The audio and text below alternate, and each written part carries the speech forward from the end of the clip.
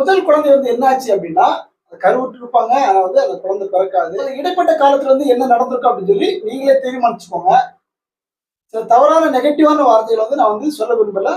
சொல்ல வேண்டாம் அப்படின்னு சொல்லி நான் வந்து அந்த வார்த்தையை வந்து நான் கட் பண்றேன். அதனால நம்ம வந்து ஆண்டாள் வாஸ்துபடி நீங்க வந்து வீடு கட்டினீங்க அப்படின்னா இறைவன் என்ன விதிச்சிருக்கானோ அது வந்து நேரடியா உங்களுக்கு வந்து நிச்சயமா உங்களுக்கு நடக்கும். ஒரு வீடு தான் ஒரு மனிதனுடைய வாழ்க்கையை வந்து தீர்மானிக்கிறது அப்படின்னு சொல்லி நம்ம வந்து பலமுறை சொல்லியிருக்கோம்.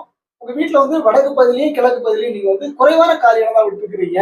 இப்போ அதே நேரத்துல வடகிழக்கு பகுதியில வந்து நீங்க வந்து அந்த சம்பனுடைய அந்த உயர் மட்ட ஸ்லாப் வந்து ஒரு அடி 1.5 அடி தரையை விட உயரமா வந்திருக்கு அப்படின்னு சொன்னா அப்போ வந்து இந்த இடத்த வந்து நம்ம வந்து எப்படி எடுத்துக்க முடியும் அப்படின்னா வடகிழக்கு பகுதியில வந்து பிழை ஏற்பட்டதாக நம்ம வந்து எடுத்துக்க முடியும். அதே மாதிரிப்பட்ட நேரத்துல வந்து உங்களுடைய வீட்டுல வந்து முதல் குழந்தை வந்து பெண் குழந்தையா பிறக்குது அப்படின்னு சொன்னா அந்த குழந்தைக்கு பாத்தீங்கன்னாக்கா அடுத்து வந்து திருமண வயது வரும். அதனுடைய மருமகன் வருவாங்க இல்லையா, அந்த மருமகன் வந்து எப்படி இருக்கணும் அப்படின்னா உங்க வீட்டுக்கு வரக்கூடிய அந்த மருமகன் வந்து மருமகனா தான் இருக்கணும். உங்க வீட்டுக்கு வரக்கூடிய மருமகன் வந்து மகனா இருக்கணும்னு சொல்லி நீங்க வந்து விருப்பப்படாதுங்க.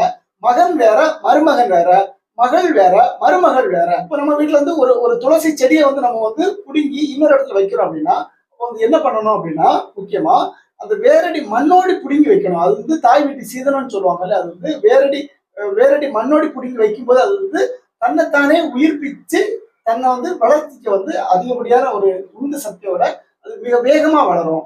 அது போலதான் உங்க வீட்டுக்கு வரக்கூடிய மருமகன் வந்து உங்க குடும்பத்தோடு ஒன்றாக இணைந்து செயல்படணும் அப்படின்னா வாஸ்துபடியான ஸ்ரீ ஆண்டாள் வாஸ்துபடி நீங்க வந்து சரி பண்ணி கட்டுங்க.